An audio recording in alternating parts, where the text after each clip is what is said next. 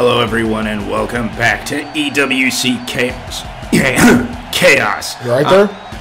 I hope so. We have an exciting night lined up for you. I'm Chris Carlson, joined as always by Emil Davis. How are you doing tonight, Emil? I'm good. I'm over here, checking in on the world. Got to keep things live before we get into the EWC madness. I got to check in on my Facebook feed and make sure everything's okay.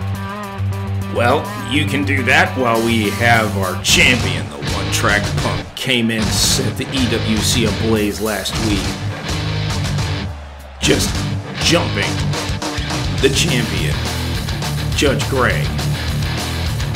Laying out a challenge for the title, Judge Greg accepted the OneTrackPunk. Ran away with it, and here he is to address all of the fans.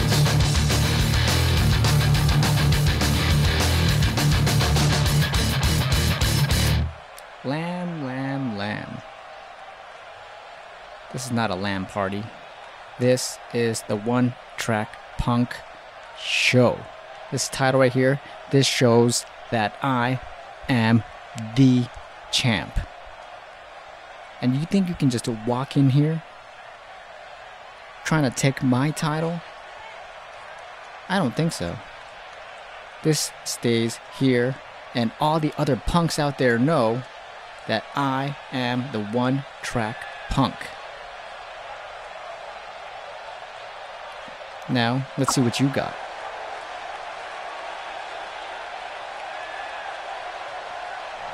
Well, the OneTrackPunk, not the OneTrackMonk, the OneTrackPunk certainly seems to have a one-track mind.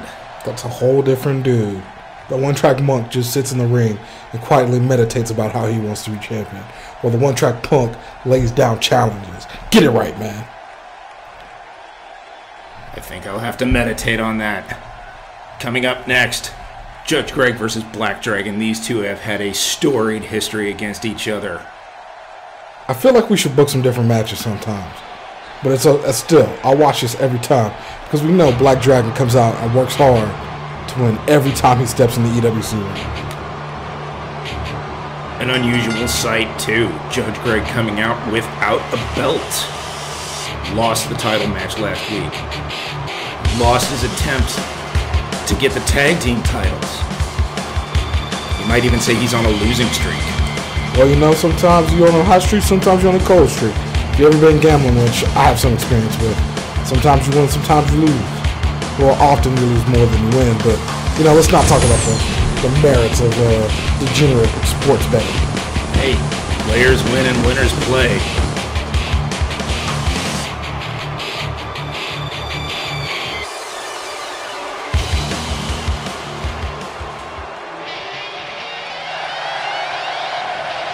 Speaking of a difference in hardware, here he is, the Black Dragon, the new EWC Tag Team Champion. The Black Dragon, he's got a new look, feels like a new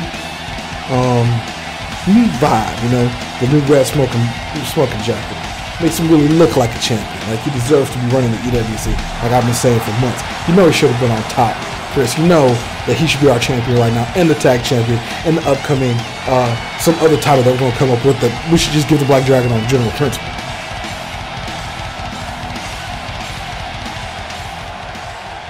I'm speechless.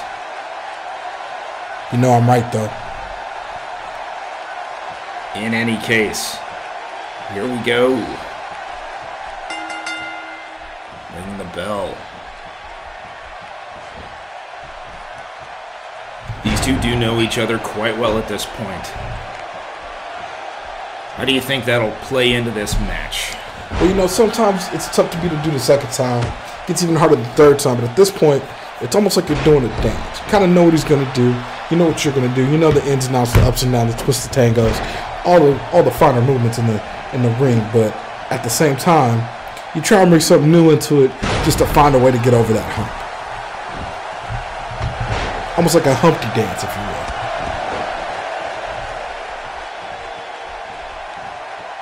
will. You're talking circles around me today, Emil. You gotta.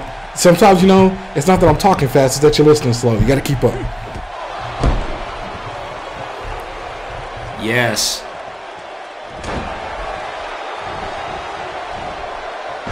Oh! Another overhead belly-to-belly suplex from the Black Dragon, showing off some of that power and finesse that he is known for. And with his tag team partner Baron Fang on the outside.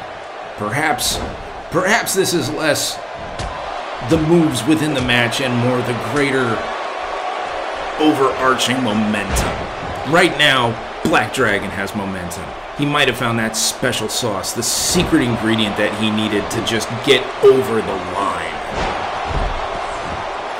You know, maybe he has. Maybe he's been in the lab studying film, coming up with stuff, trying to figure everything out.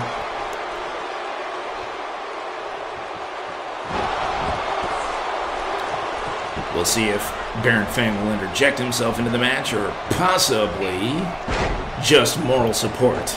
Well, you know, this team has been of the upstanding variety. I don't see them with any tag team chicanery, if you will. Also, Baron Fang with another match later tonight, taking on his own nemesis, Axalon. It feels like these people have been fighting forever, and they should fight forever. So that way people can chant fight forever when people are actually fighting forever. That sounds like you're asking for an Iron Man match. Absolutely. 1 hour Iron Man match. Done. Oh! Release suplex.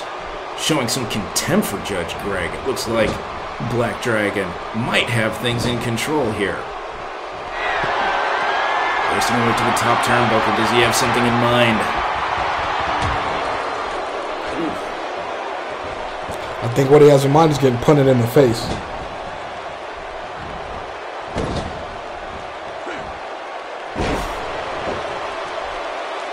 The ricochet German suplex, and that's one of the things about the German suplex. Looks like it drops you on your head, which you would think means that a helmet would help, but really, it compresses the neck.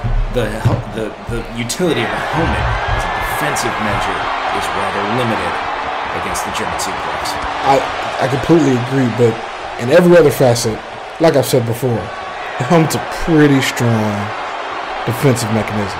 That's why I say it still should be outlawed.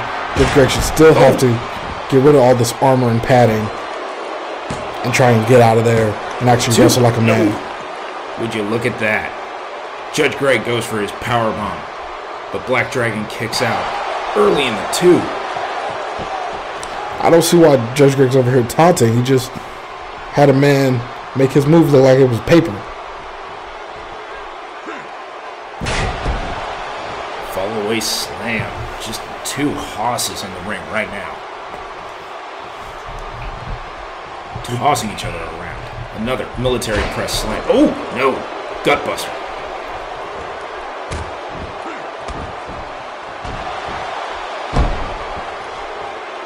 Now, what do you think it does to the mentality of Judge Greg going for his patented powerbomb and Black Dragon kicking out? It makes you wonder, man, do you have enough to actually win the match? Or was Judge Greg perhaps relying too heavily on the powerbomb to do the whole job and hasn't actually managed to set it up well enough? It's very possible. He's not, but he could also be pressing, knowing that, you know what, maybe I don't have enough to beat the Black Dragon today, and I've just got to find the best way I can to survive.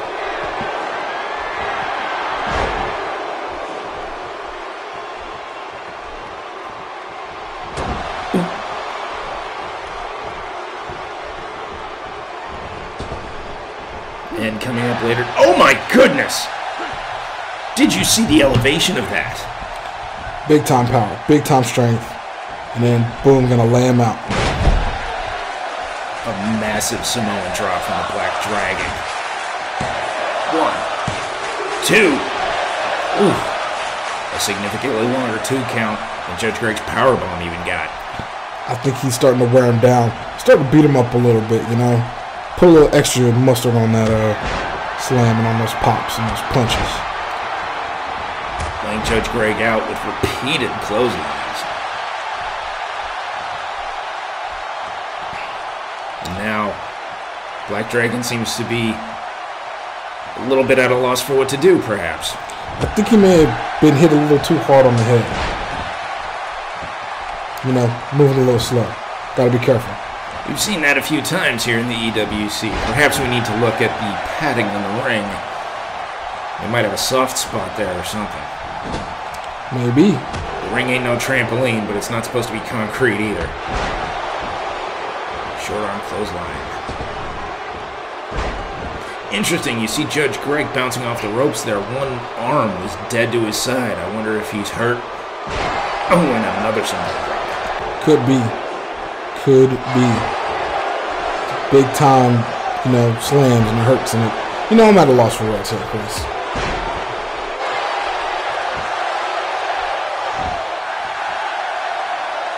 Black Dragon. Stalking, measuring Judge Greg up. Oh, here we go. The pump handle. The bank breaker. Up and the power slam. Oof. Just driving the air out of the lungs. Cracking that vault open, go get this money. And there we go. The Black Dragon finally has a one-on-one 3-count win.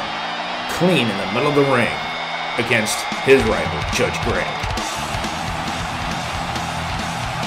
That's a big-time win for the Black Dragon. Time to get back to doing what he does best. The repeated Samoan drops. Softening off the torso for the power slam. Once again, one of the keys is not just the finishing move, it's the setup. Oh, and there you see it. Tremendous impact.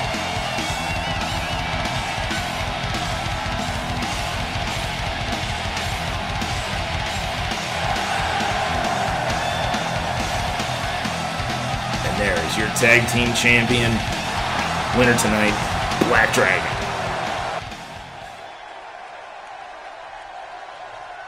And now, to his partner, the man, the myth, the mythical man, Baron Fang. And his rival, coming out first, Axalon.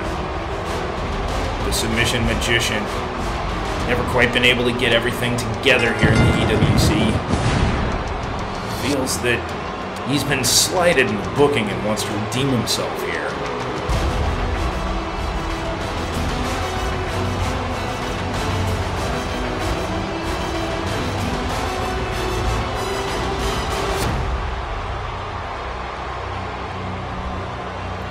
Always has that serious gaze, like he's looking through you.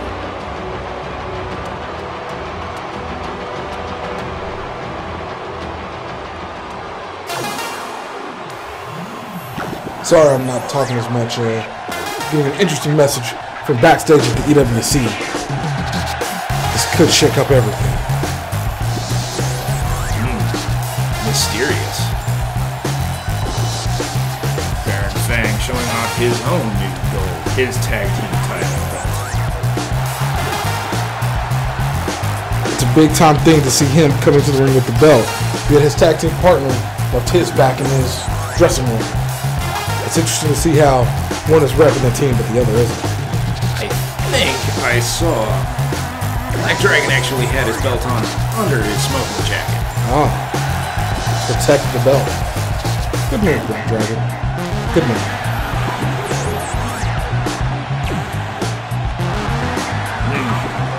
Something seems to be wrong with Baron Fang's pyro this evening, but I don't think that'll get him off his game.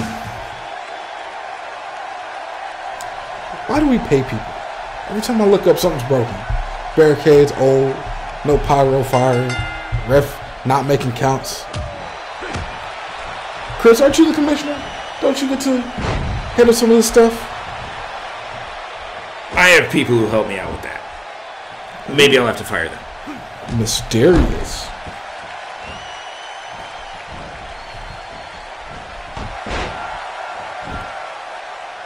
Now, one very important thing to note about this. This is a Falls Count Anywhere match. Now, Emil, for a Falls Count Anywhere match between the grounded grappler and the high flyer, who do you think this favors? I definitely think it favors the grounded grappler because when you're a high flyer, you need stuff to jump off of. So it helps you to stay in and around near the ring to, maximize the amount of height an impact, an impactful height you can get on your moves. Whereas a grounded grappler, no matter where you go, can beat you down. Interesting. I suppose one element to that is just how creative a high flyer you are. The great Johnny Mundo is well known for running off the rails and using anything he can to get some of that high-flying offense, that high-impact, high-pace, high-altitude offense in.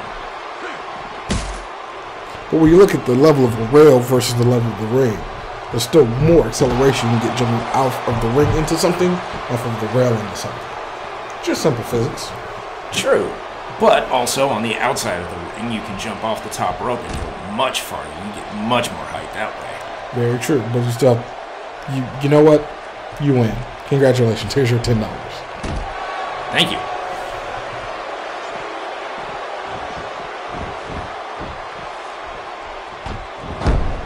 Back into the ring. Perhaps Baron Fang is taking your advice. Keep it in the ring.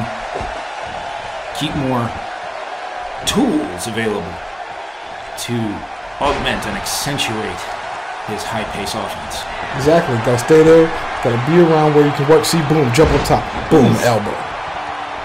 Rapid-fire, high-level offense.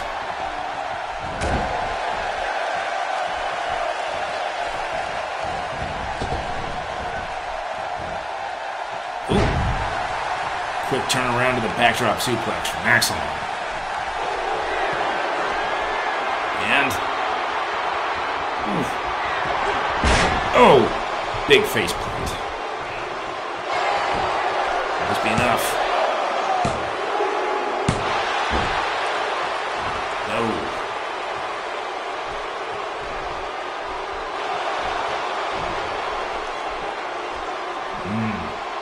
Axalon sizing him up. Could this be it? Yes. Locking him into the sharpshooter. Big time painful maneuver. Putting a lot of pressure on the lower back and your quads and every part of your body, and just wrenching away. Torquing it. No rope break in a Falls Count Anywhere match. Baron Fang, his escape, curling his body up. It's like having to go into the pain to be able to get out. It's a wonderful move to slow down a high flyer, working the legs and the lower body. It's just the worst, man. It's just the worst.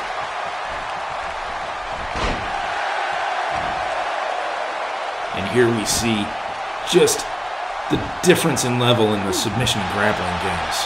Going from a sharpshooter from Axalon to a shoulder grab from Baron Fang. You know, I never understood the shoulder grab. Like, you're grabbing my shoulder, and it's a lot of pain on my whatever side you're grabbing. But I have a free hand. Like, I should just be able to punch you in the face. That's probably why you don't grab it on for too long. It's true.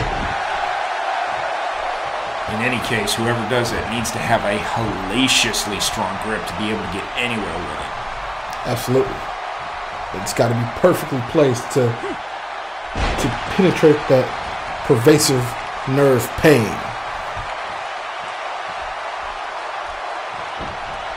Baron Fang wasting time before going to the pin.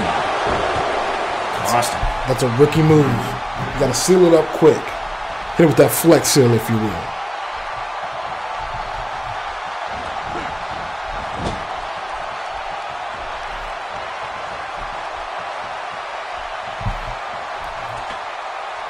Another great option for grinding down a high flyer, the Tree of Woe. Choking him with a boot.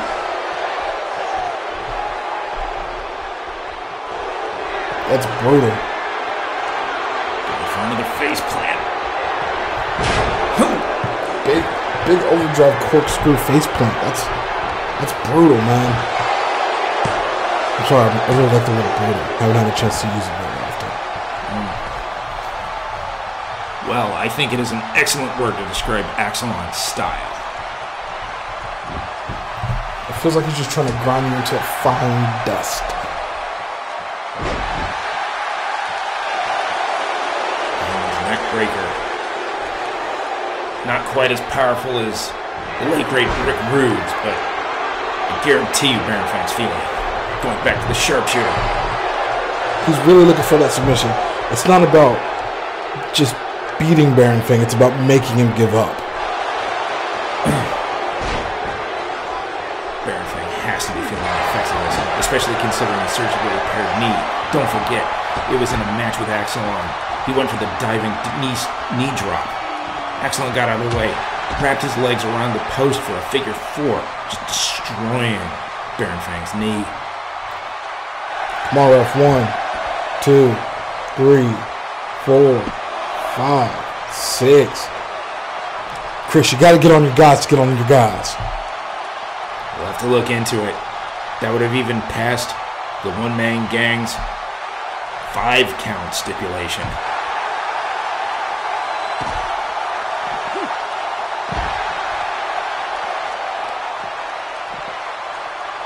Amount of time giving Baron Fang a bit extra wind.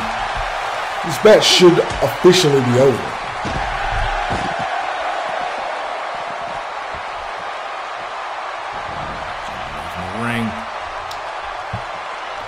Something in mind. I don't know why he's taunting. His opponent's still, kicking. You gotta put him down. Don't sit waste time showboarding for the crowd.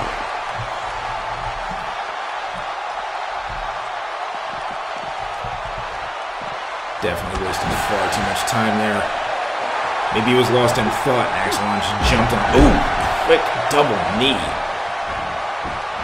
Impressive ring awareness from Baron Fang. Back up to the top. What's he have in mind here? The double knees? Yes! Oof. Gosh, man, landing on those shoulders, he's been working with those claws. Just trying to take away Axalon's arms. How can you fight if you don't have no arms? How can you lock in a submission if you have no arms? I mean, I wouldn't even be worried about the submission. I'd be worried about just being able to punch somebody. Fang going up to the top again, but Axalon clawing away, so Baron Fang thinks better of it, jumps down, takes it back to Axalon. Big boot.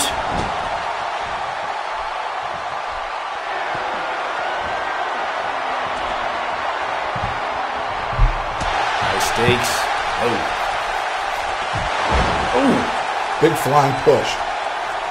The shoulder tackle from Axalon. Perhaps he saw it earlier. Oh my goodness, the arrogance from Axalon. Perhaps he saw earlier Judge Greg being in that position multiple times and not doing anything to take advantage of the position that he found himself in. Absolutely. Back to the sharpshooter. My goodness, how much more of this can Baron Fang take? Probably not a ton. It's got to be wearing down pretty quickly. Knowing he can't take much more of it, gets out as quickly as you can. Dumping Axalon to the outside of the ring. Head of steam. Oh! Big time tope suicida.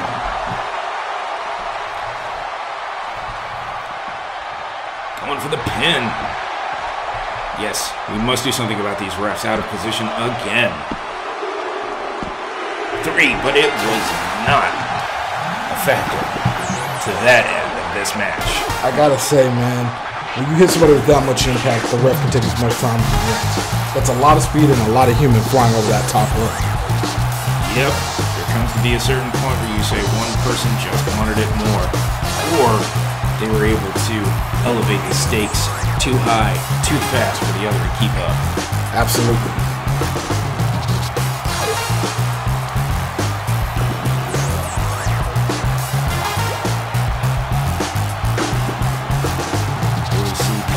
Spinning neck breaker that Baron Fang used and just wasting time before the pin.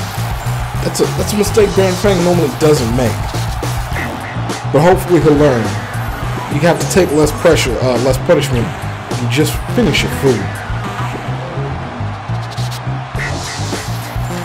Baron Fang's multifaceted offense fully on display in this match. Just wound up being too much for Axel. Yep.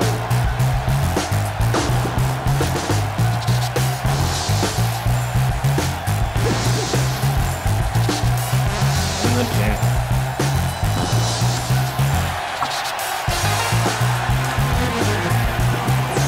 I'm interested to see what the team of Baron Fang and Black Dragon go next.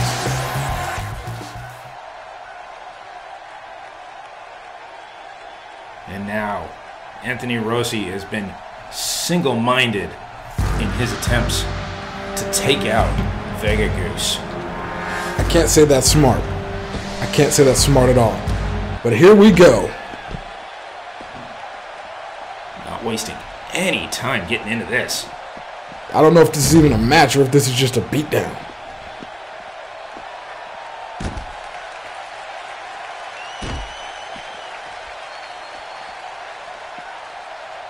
Well, so far, hey, cameraman, you're going to have to move a little bit. Tell you need to get all your people. Gosh. Anthony Rossi there trying to use his body as a weapon, but Vega Goose just swats him away. Could you imagine just swatting away an entire person out of midair? I mean, it's a tough thing to do. You got to be not only precise with your swat, but also so strong that you can literally move a human being. Without moving yourself, you need mass for that. And Vega Goose seems to have enough of that. He has tons. Oh, now the match, I guess, is official.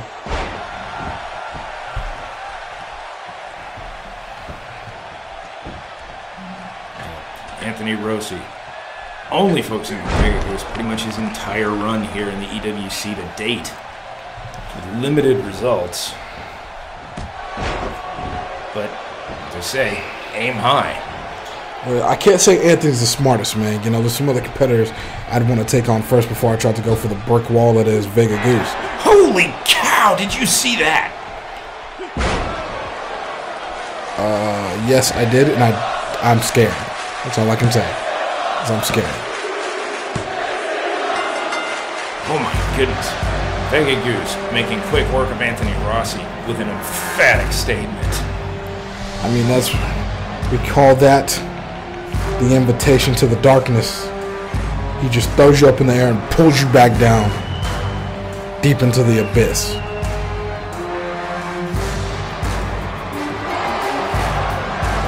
think Anthony Rossi is going to have to go back to the drawing board, either do some warm-ups with some other opponents or come up with a different approach to taking on Vega Goose if he wants to keep that up. Wow. I mean, it's a crazy person who tries to take on Goose right now. He is that strong. And he just showed it. Are we sure he's not turning in? I believe the last time that question came up, he decided, not sure. We really should get somebody to check on that for all of our safety. How would you check on it? Sneak up behind him and tap him with a ball-peen hammer? Yes. And then run? Yes. Or run a wave of metal detector next to him and see if he sets it off. And then run? Yes. No time for time travel. Well, from Vega Goose as a possible robot, here we see no time for time travel. Lam coming out for his title shot, flanked by the other members. Come with me if you want to live. Time travel. No time for time travel. Clock there. Some of his own. Come with me if you want to live. Perhaps. It's quite possible. But if you're the one-track punk, you've got to be worried that No Time for Time Travel has all three members here at the ring when you're coming out for a one-on-one title match. Well, that stands to reason, but one-track punk certainly sounds confident in his abilities. Hey, never said the man was smart. He might be brave. He might be braver than he is smart. That is possible, but if you're the one who took the title from Judge Greg, can you say it's not deserved? Oh no, I never said that. The man deserves the title.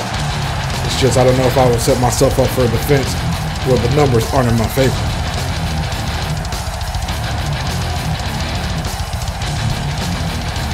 Some synchronized cheering from our crowd.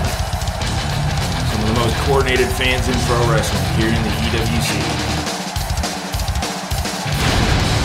Look at that beautiful title belt. Play that beautiful beam footage. Actually, it should be beautiful belt footage. My fault. Sorry, Bush's Baked Beans. Not a sponsor. Will you stop? I'm trying to get us paid. What are you doing? Trying to make a show work.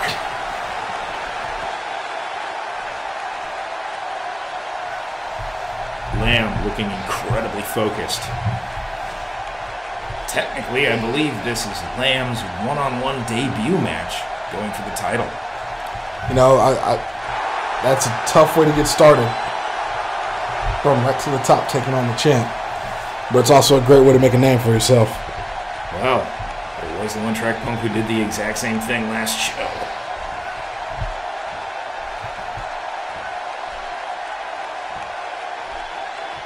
And that's what they're fighting for. The EWC World Heavyweight Title Belt.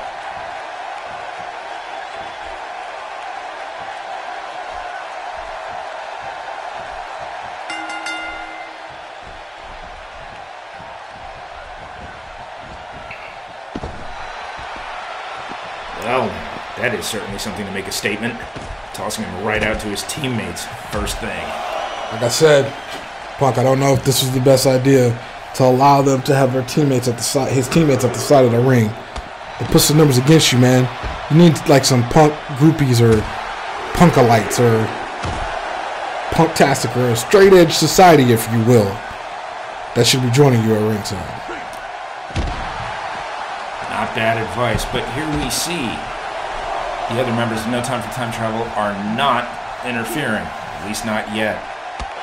Perhaps it's just a bit of mind games. Toss them out there and say, look, I got these guys with me. You got to keep that in mind. It's a little bit like in MMA if you just mix in a takedown every once in a while to make them wonder what else is coming. Keep on the toes. Even though you have champion's advantage, doesn't mean, you know, Lam can't block a ref's view and you get a couple extra punches in. A classic technique, have someone outside distract at just the right moment. We did see Kinetic attempt to do that during the tag team title tournament. Didn't work out for him. Yeah, but as we know, that team sometimes, you know, they're more kicks than they are actual substance.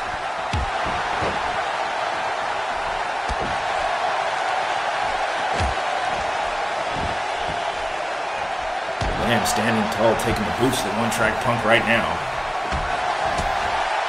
OneTrackPunk firing back. Quick. Not quite a Hurricane Rana. Just head scissor tossing Lam off to the side. It's a big time comeback though, because I like what Lam's doing. You know, seeing that he's a time traveler, he moves through, you know, space-time continuum. He's probably watched this match already, seeing what he did, and he's playing it the same exact way. But then he could also throw in some wrinkles, thus confusing the entire space-time continuum. Why do I taste coffee? I think you're saying he's trying to create a wrinkle in time. Perhaps he did something akin to Doctor Strange, looking forward at the different permutations of this match that could have happened. And now he's playing out the one where he wins.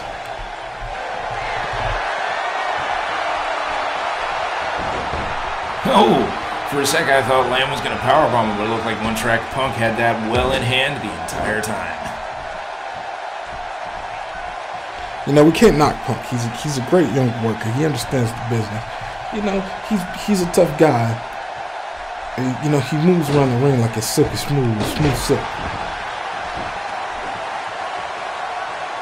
Even more of a high flyer than Baron Fang. It's all high risk, and sometimes you don't find the reward. Oh my goodness, a pile driver with some serious authority there from Lam. It's a big time dropping somebody on his head, though. A move that has been banned in many promotions. So dangerous. Gets so devastating. Well, that's what makes it dangerous.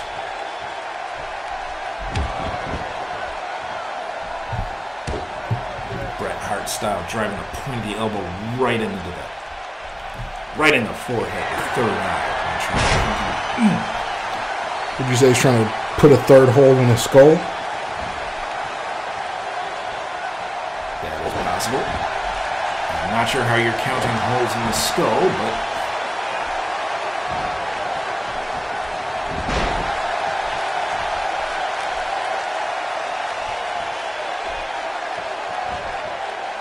this is a Mahi straw cradle. Nope, just wrenching the elbow.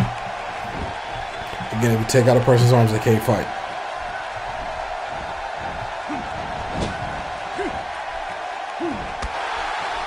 Oh, one-track punk, not quite gauging the distance correctly, losing precious time.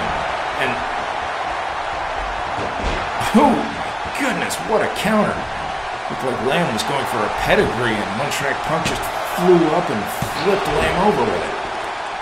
Punk is slipperier than something that's really slippery that slips out of things. Silicone? Yes.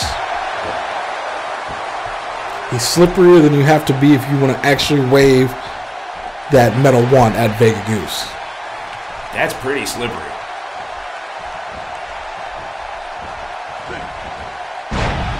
Big running bulldog.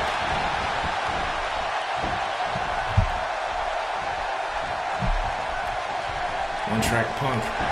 Also wasting some time going for the pin, and that might be one of the drawbacks of having a versatile, high-flying style is you get a little bit of choice paralysis at critical junctures where you're not exactly sure which one of the many options you're going to take.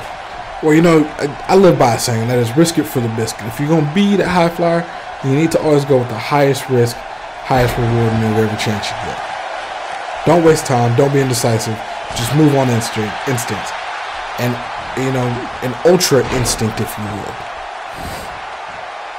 You still got to know exactly when it's right. You got to set up your moves. You're not going to see Ricochet throwing out one body slam and then going for the double flip moonsault. That's fair. But at the same time, you will see Ricochet running around like he's ping-ponging off of things. And just letting his body lead him through the ring instead of stopping and thinking about every small piece of offense. Yep. And that is what the training is for, so that you don't have to think. Punk going back to the well there. I don't know if that's a good idea. You got to keep your offense varied. You don't want your opponent knowing exactly where you're going.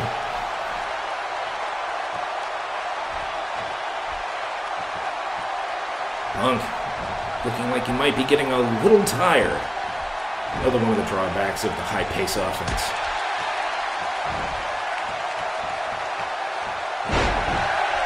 You start going into deep waters. Doesn't necessarily favor the big man. It also doesn't necessarily favor the small man with the high energy. Gotta condition. Conditioning is key. No matter what sport you're in. Kids, go outside right now. As soon as this match is over, just run a mile. Start your conditioning if you want to be, you know, good in deep waters. Good advice for anyone who wants to be a champion someday. In any competition. Run a mile every morning before your chest exercises.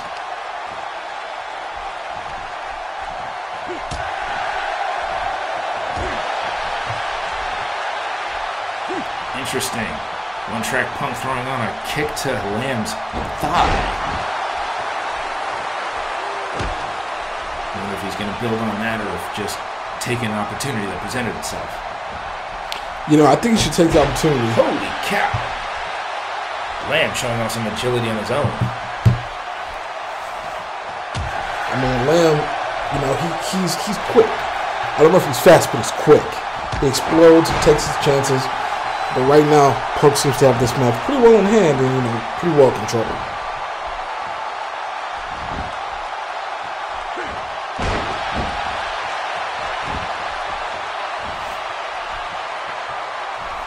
Very interesting thing here, having two. Oh, one-track punk going to the well again, but very interesting to have two opponents that we have seen so little of to date. I mean, that's what happens when you explode on the scene.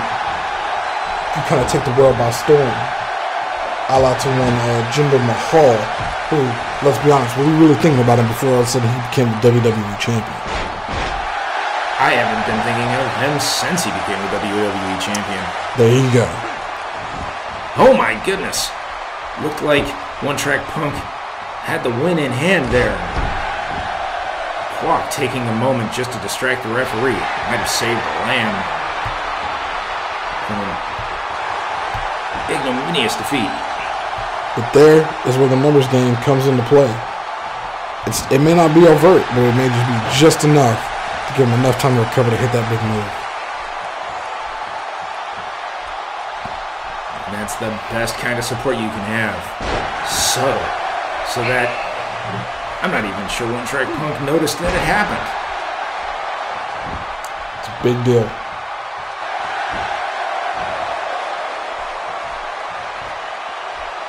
Man, measuring up OneTrackPunk again.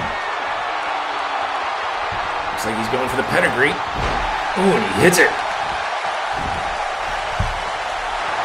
Gonna be able to squeak away with the title. 2, 3. We have a new champion. I don't believe it. Maybe Lam actually saw the proper presentations and found his way to the proper future. No time for time travel. Well, it would explain the prescience that No Time for Time Travel had. Now Kwok distract the referee at the exact moment to make sure No time for time travel. that OneTrackPunk did not seal the deal. One of the many ranas we've seen from OneTrackPunk in this match. And to your point, I think Punk will learn from this. You know, you should fight. If you're going to be the champion, you should fight on terms that are beneficial to you, not necessarily in terms of another person. That is one of the primary rules of war, straight from Sun Tzu's masterwork, The Art of War, to not let your opponent choose the battlefield. And also don't let your opponent bring 3 times minimum. You bring to the battle. No time for time travel.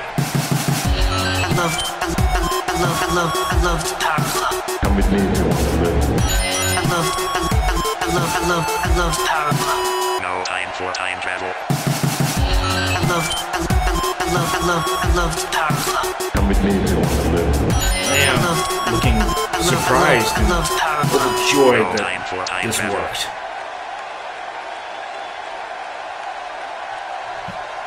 It's got to feel good to me to reach the pinnacle of the mountain that fast, to explode onto the scene and then become the best there is in the EWC.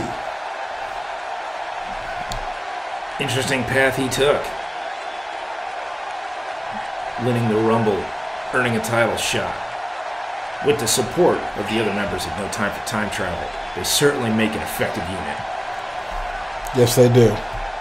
And maybe they'll go gold hunting and try and get all the gold they can. Thank you everyone for joining us. For Emil Davis, I'm Chris Carlson. We'll see you all next time for EWC Chaos.